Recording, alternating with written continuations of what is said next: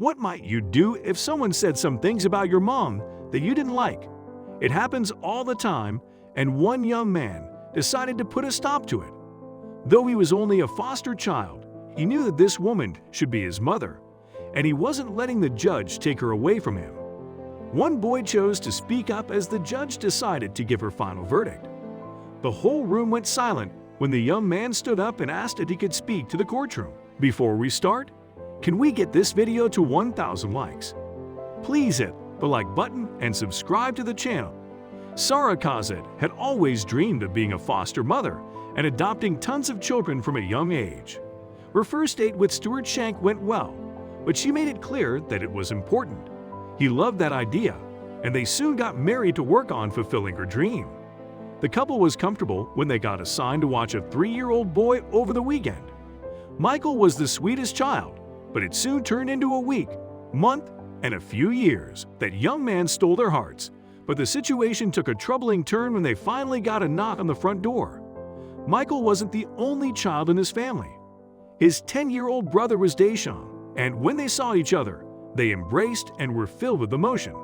Sarah saw the exchange and realized she had to do something that might interrupt her plans.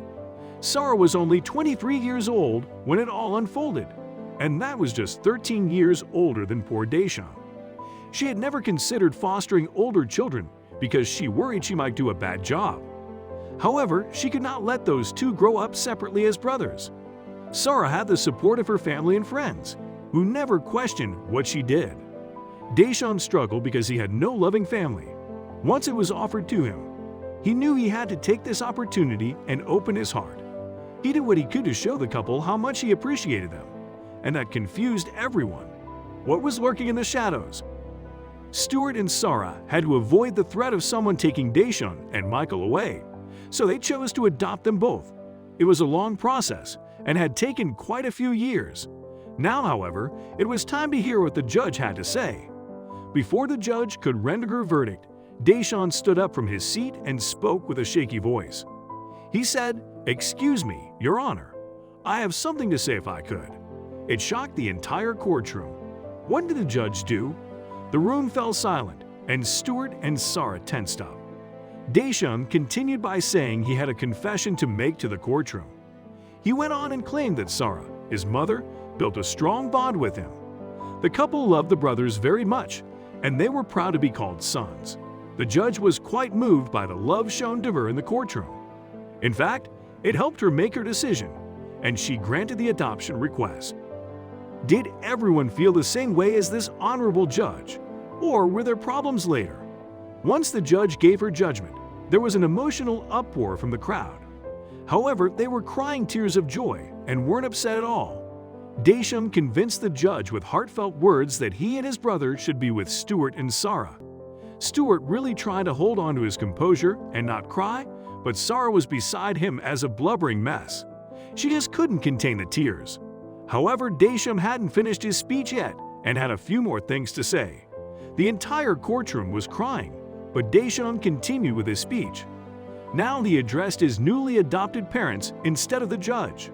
Finally, they could become legal guardians. Sarah was a complete emotional wreck at the time, but she later described what she had felt and what went through her mind on that August 2018 day. Each time she spoke about it, she teared up because she was so happy and couldn't imagine her blessings. Overall, Sarah confessed that it was the all-time best moment of her life, but her emotions were on a roller coaster. Sarah and her husband were ecstatic that they were legal guardians for the two brothers, but Deshaun's speech was heartbreaking enough to bring sadness. In fact, Sarah felt that no child should have to feel grateful for a family to love them. It should just be a given. During the fateful day in that courtroom, Sarah's emotions were all over her face. However, they reflected in Stuart and the loyal supporters behind and all around her. Everyone supported this couple and deserved to witness the entire thing, though they all cried after hearing Deshaun's speech. Stuart and Sarah had staunch supporters who had been there throughout the entire event. They supported the couple from the beginning and continued to do so while they fought the battle for legal guardianship of the boys. It took over 3 years. Everyone watched while the family overcame every obstacle. They got attached to each other and finally got to be recognized legally as a family. However, that wasn't the end of their story. What else could they possibly do?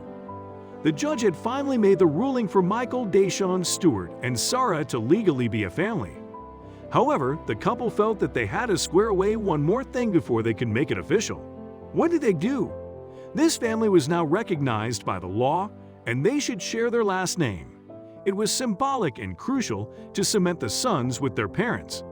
Therefore, Michael and Deshawn changed their last name and became Kazads, making the family whole. The new family walked out of the courtroom together to celebrate, and they saw a luxury limousine waiting to take them all home. Officially, Michael and Deshawn were Sarah and Stewart's sons, so they needed to get to the house in style. Deshawn was so incredibly thankful for his blessing and gave another small speech in the car. They rode around their city, exceptionally happy for what this day had brought. Still, supporters had one question for the couple and their new family. The adoption process was now over, so the couple's family and friends wondered if they might open up their homes and hearts to other foster children. They had the time to discuss it, weighing all the pros and cons to make the right choice. Sarah created a personal blog and explained their decision.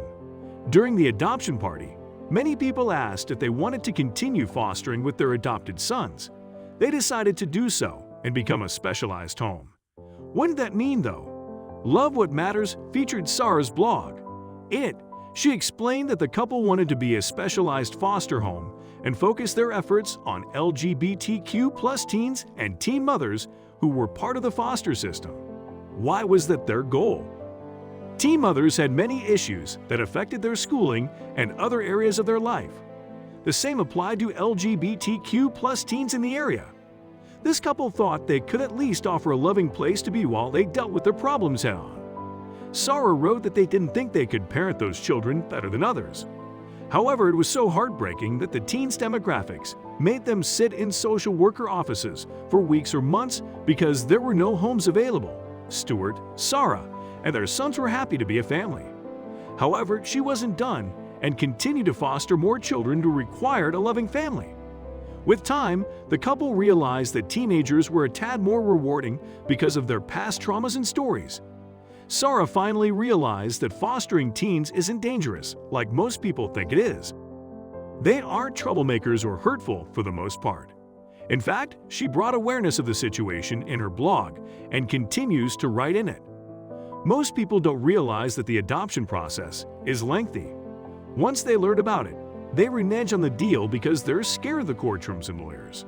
Therefore, Sarah has started putting materials together to simplify the process in every state.